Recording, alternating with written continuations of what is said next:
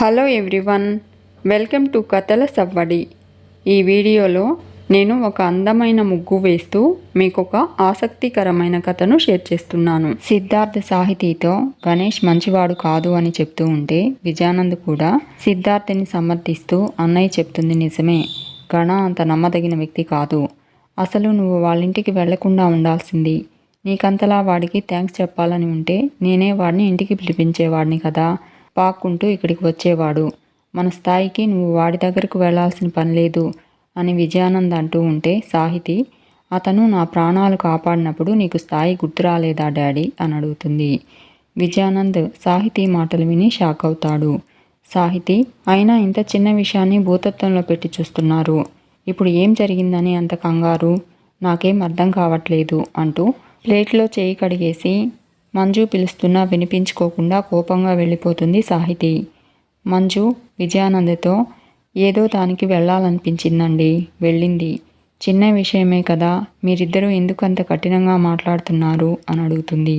సిద్ధార్థ్, కొన్ని విషయాలలో కఠినంగానే ఉండాలమ్మా అని చెప్పి తను కూడా ప్లేట్లో చేయి కడుక్కుని మంజుతో తనకు అమ్మాయి స్టడీకి వెళ్తున్నాను అని చెప్పి సిద్ధార్థ్ వెళ్ళిపోతాడు. మంజు విజయానంద్తో మీరు ఒక విషయం గమనించారా అని అడుగుతుంది. మొదటిసారి సిద్ధు మీరు కలిసి భేదాభిప్రాయాలు లేకుండా ఒకే మాట చెప్పారు, ఒకే మాట మీద నిలబడ్డారు. నాకు చాలా సంతోషంగా ఉందండి అంటూ, కానీ మీరిద్దరూ కలిసి సాహితీని కోప్పడ్డం నాకు నచ్చలేదండి అంటుంది మంజు. ఇక సాహితి తన రూమ్లో సిద్ధార్థ్ విజయానంద్ మాటలు గుర్తు చేసుకుంటూ డిస్టర్బ్గా ఉంటుంది. ఇంతలో గణేష్ సాహితీకి ఫోన్ చేస్తాడు. సాహితి ఫోన్ లిఫ్ట్ చేసి, ఈ సర్ప్రైజ్ ఏంటండి, మీరు నాకు కాల్ చేశారా అని అడుగుతుంది. గణేష్ చేయక తప్పలేదండి అంటాడు. మీరిచ్చిన ట్విస్ట్ మామూలు ట్విస్ట్ కాదు కదా అంటూ ఉంటే సాహితి, నేనేం చేశానండి అని అడుగుతుంది.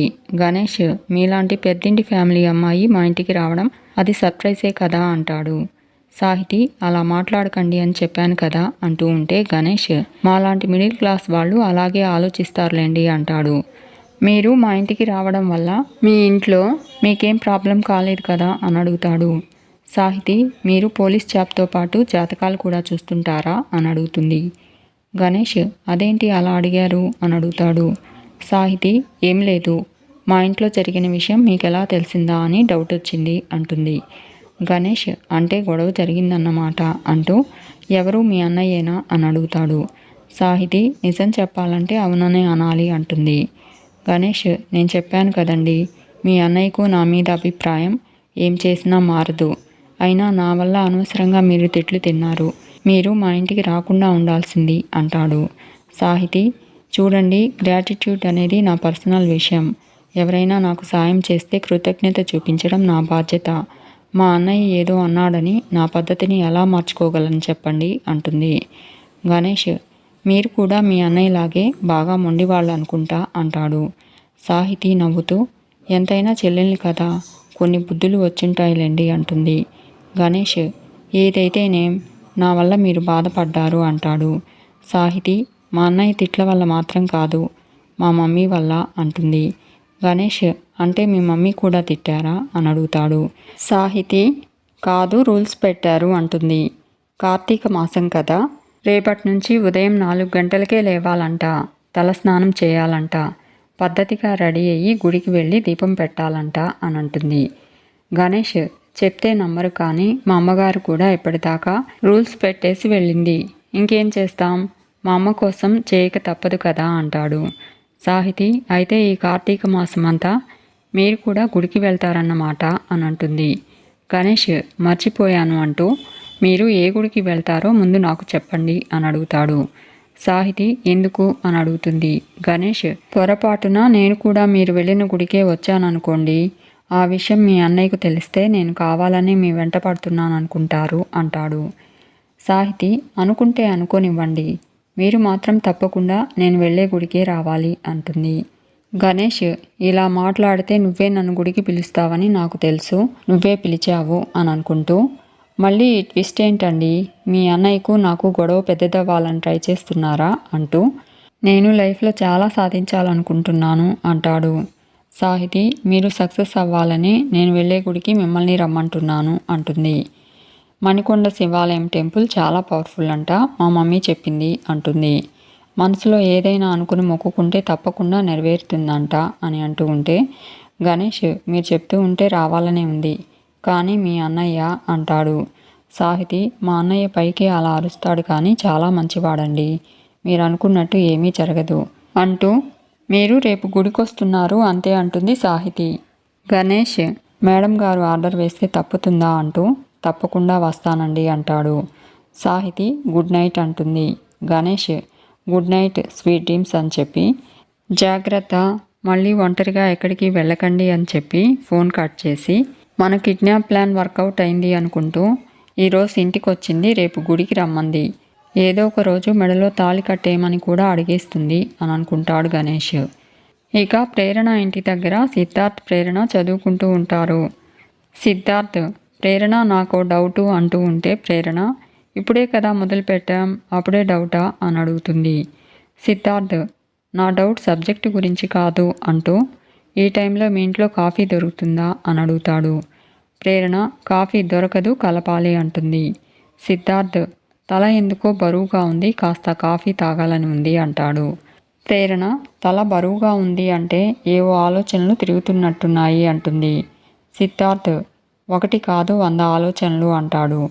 ప్రేరణ ఆ చెత్తనంతా డిలీట్ చేసి అవసరమైందే ఆలోచించు అని చెప్పి సాహితీతో మాట్లాడావా, నేను చెప్పమన్నది చెప్పావా అని అడుగుతుంది.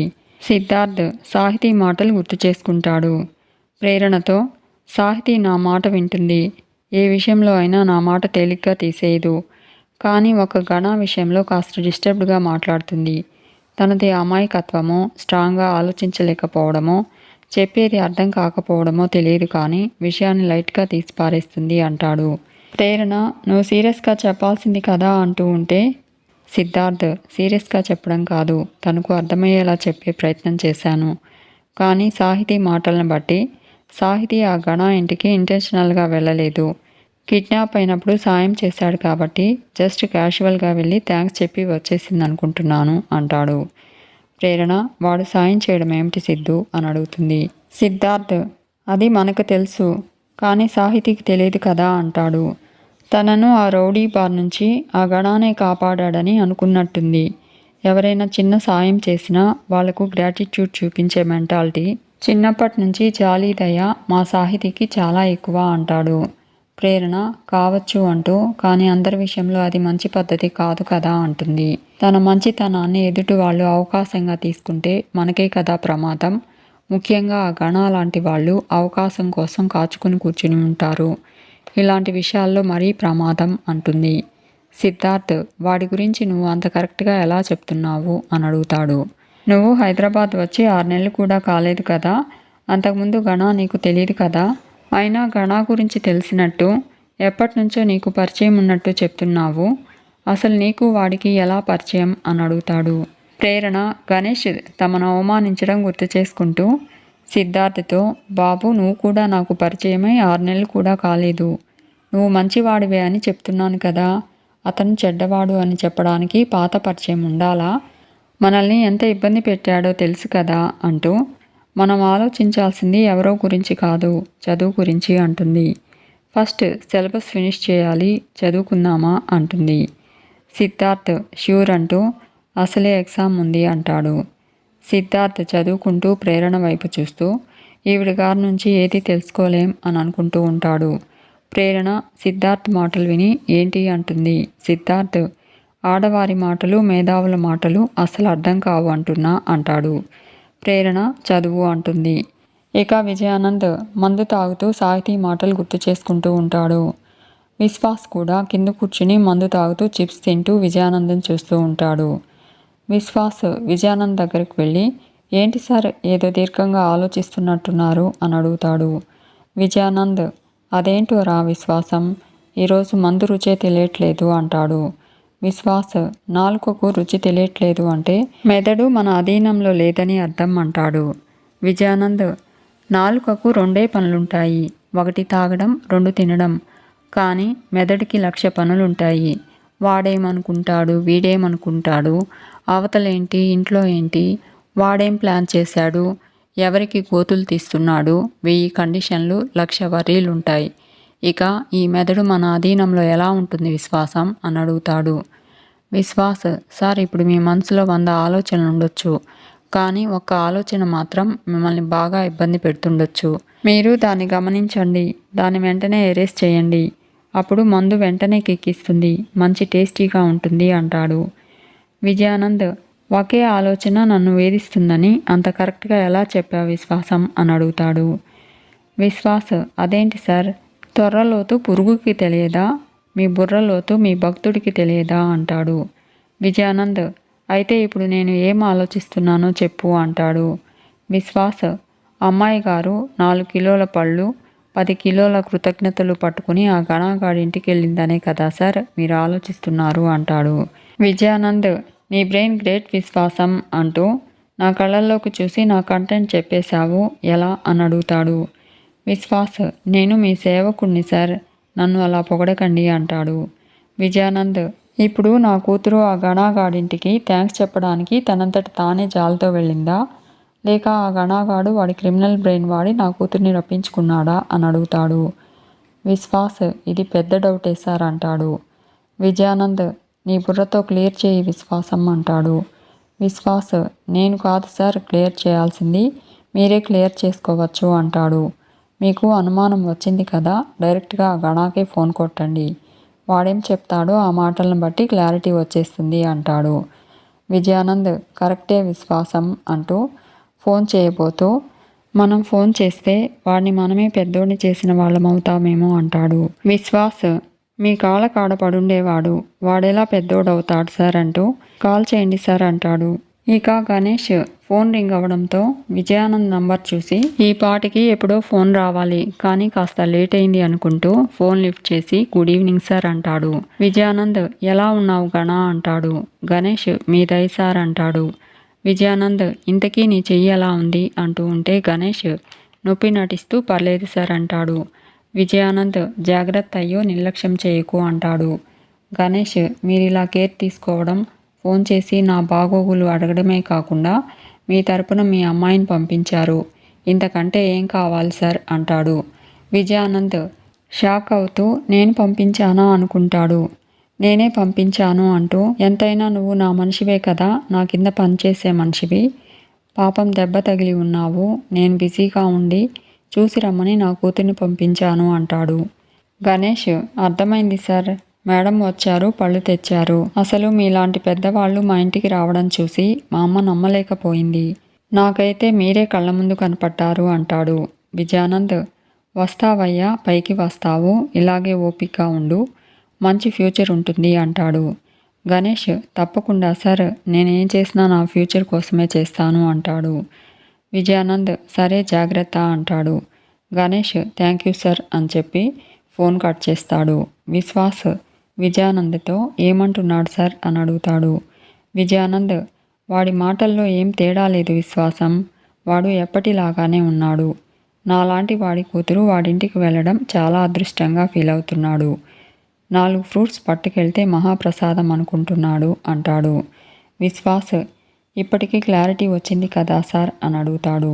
విజయానంద్, నేనే అనవసరంగా కంగారు పడ్డాను అంటూ విశ్వాస్ని మందు తెమ్మంటాడు. విశ్వాస్ 1 నిమిషం అని చెప్పి మందు గ్లాస్ తీసుకొస్తూ ఉంటాడు. ఇక ప్రేరణ, సిద్ధార్థ్ ఇంటి బయట గార్డెన్లో చదువుకుంటూ ఉంటారు. ఐశ్వర్య మేడ మీద ఆరేసిన బట్టలు తీస్తూ ఉంటుంది. రంజిత్ ఐశ్వర్య దగ్గరకు వచ్చి, అటు చూడు, వాళ్ళిద్దరినీ చూస్తే ఏమనిపిస్తుంది నీకు అంటాడు. ఐశ్వర్య, బయట అంత చలేస్తుంది, గార్డెన్లో చదువుకోవడం ఎందుకు, ఇంట్లోకి వచ్చి చదువుకుంటే బాగుండు అనిపిస్తుంది అంటుంది. రంజిత్, నీ బుర్ర పాదరసం అంటూ అన్నీ గొప్ప ఆలోచనలే అంటాడు.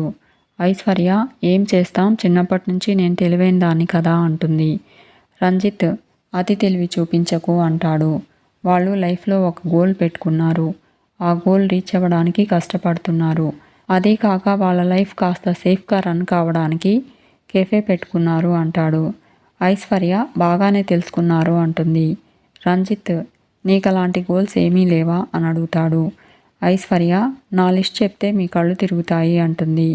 రంజిత్, లైఫ్ అంటే ఏంటో వాళ్ళని చూసి కాస్త నేర్చుకో అంటాడు. ఐశ్వర్య నేర్చుకుంటాను కానీ మీరేంటి పక్క వాళ్ళ లైఫ్ గురించి కూడా ఆలోచిస్తారా? పరాయి వాళ్ళ జీవితం గురించి కూడా మీరు తెలుసుకుంటారా? ఆశ్చర్యంగా ఉంది అంటుంది. రంజిత్ నిన్ను చూస్తే నాకు ఆశ్చర్యంగానే ఉంది అంటాడు. ఐశ్వర్య ఏం పాపం అంటుంది. రంజిత్ ఈ జనరేషన్లో నీలాంటి అమ్మాయిలు ప్రపంచంతో పోటీ పడుతూ ఉంటే నువ్వు మాత్రం ఇంత ఖాళీగా ఎలా ఉండగలుగుతున్నావా అని అంటాడు. ఐశ్వర్య ఖాళీగా ఎవరున్నారు? నేను ఇంట్లో చాలా బిజీగా ఉంటాను తెలుసా మీకు అంటూ ఉంటే రంజిత్ ఏ గోలు లేకున్నానా అంటాడు. ఐశ్వర్య ఎందుకు లేదు? నాకు చాలా పెద్ద గోలుంది కానీ దానికి మీరే అడ్డుగా ఉన్నారు అంటుంది. రంజిత్ నేను అడ్డుగా ఉండడం ఏమిటి అని అడుగుతాడు. ఐశ్వర్య అవును మరి అంటుంది. అమ్మాయికి గోల్ ఉండాలి అంటారు. నా గోల్ కోసం కష్టపడితే గోలా అంటారు. అది చేయకూడదు ఇది చేయకూడదు మాట్లాడకూడదు అని రూల్స్ పెడుతూ ఉంటే గోల్స్ ఎలా అచీవ్ చేస్తారు అని అడుగుతుంది. రంజిత్ నిజంగా నీకంటూ ఒక లక్ష్యం ఉంటే ఆ లక్ష్యానికి నేను అడ్డు అనుకుంటే ఇక నేను నిన్ను ఇబ్బంది పెట్టను, నిన్ను ఏమీ అనను. కానీ నువ్వు నీ గోల్ కోసం నీకు ఇష్టమైన రంగంలో నువ్వు కష్టపడాలి. స్వేచ్ఛగా నీకు నచ్చింది చెయ్యి. మగవాళ్లతో పాటు ఆడవాళ్ళు కూడా అన్ని రంగాల్లో ఎదగాలని కోరుకునేవాడిని అంటూ అర్థమైందా అని చెప్పి రంజిత్ వెళ్ళిపోతాడు. ఐశ్వర్య షాక్ అవుతూ బాబోయ్ ఈ మనిషి నాకు అర్థం కాడు అనుకుంటుంది. ఎప్పుడు ఎలా ఉంటాడో ఆ దేవుడు కూడా చెప్పలేడు అనుకుంటూ అమ్మాయి ఎదుగుదల గోళ్ళు గీళ్ళు అని చెప్పాడు కదా, నేనేంటో చూపిస్తా, రేపటి నుంచి సాధన మొదలు పెడతా. ఒకవేళ డిస్టర్బ్ అని అడ్డుపడ్డాడో అప్పుడు చెప్తా ఆయన సంగతి అని అనుకుంటుంది. ఇక సిద్ధార్థ్ ప్రేరణ ఇంటి బయట ప్రేరణ కోసం వెయిట్ చేస్తూ ఉంటాడు. ప్రేరణ సిద్ధార్థ్ బైక్ దగ్గరకు వస్తుంది. సిద్ధార్థ్ రోజు ఇలా లేట్ చేయడం మీకు అలవాటైపోయింది మేడం అంటాడు. ప్రేరణ రోజు ఏం కాదు ఈ ఒక్కరోజే అంటుంది. సిద్ధార్థ్ నిన్న మొన్న నేను గేట్ ముందు వెయిట్ చేయడం, తమరు అద్దం ముందు దిద్దుకోవడం ఇదే సరిపోయింది కదా అంటాడు. ప్రేరణ హలో అంటూ దిద్దుకోవడం ఏమిటి అంటుంది. సిద్ధార్థ్ అదే అమ్మ రెడీ అవ్వడం అంటాడు. ప్రేరణ అయినా రెడీ కావడానికి నేను టైం తీసుకోను, కాస్త పౌడర్ పెట్టుకుని కాస్త కాటుకు పెట్టుకుంటాను అంతే అంటుంది. సిద్ధార్థ్ నువ్వు పౌడర్ రాసుకో, పుచ్చకాయ రసం తాగు, కానీ కేఫ్కి లేట్గా వెళ్తే మన వ్యాపారం అంతే అంటాడు. ప్రేరణ అప్పుడే నీ గ్రాటిట్యూడ్ కాన్సెప్ట్కి ఫుల్ స్టాప్ పెట్టేశావా, ఇక కృతజ్ఞతలు ఏమీ లేవా అని అడుగుతుంది. సిద్ధార్థ్ అయ్యయ్యో ఎంత మాట అంటాడు. అది జీవితాంతం అలాగే ఉంటుంది, కానీ ప్రతి విషయంలో టైం పాటించాలని నువ్వే చెప్పావు అంటాడు. ప్రేరణ మీకేం బాబు అబ్బాయిలు ప్యాంటు షర్టు తగిలించుకుని ప్రపంచమంతా తిరిగేస్తారు, కానీ మేము అలా కాదు. ఇంటి పని చూసుకోవాలి, వంట పని చేసుకోవాలి, మమ్మల్ని మేము చూసుకోవాలి, అప్పుడు బయటికి రావాలి. అప్పుడప్పుడు లేట్ అవుతుంది, చూసి చూడనట్టు పోవాలయ్యా అంటూ అర్థమైందా అంటుంది. సిద్ధార్థ్ అంతేలేండి అమ్మాయిలు కదా, ఏమున్నా లేకపోయినా కారణాలు మాత్రం స్టాక్ పెట్టుకుని తిరుగుతూ ఉంటారు అంటాడు. ప్రేరణ సర్లే కానీ బండి తిప్పు అంటూ ఉంటే సిద్ధార్థ్ వెనక్కి ఎందుకు అంటాడు. ప్రేరణ టెంపుల్కి వెళ్ళాలి అంటుంది. సిద్ధార్థ్ టెంపులా అంటూ ఉంటే ప్రేరణ టెంపులే అంటుంది. మీకు ఈ వీడియో నచ్చితే లైక్ చేయండి, షేర్ చేయండి, తప్పకుండా సబ్స్క్రైబ్ చేసుకోండి. Thanks for watching.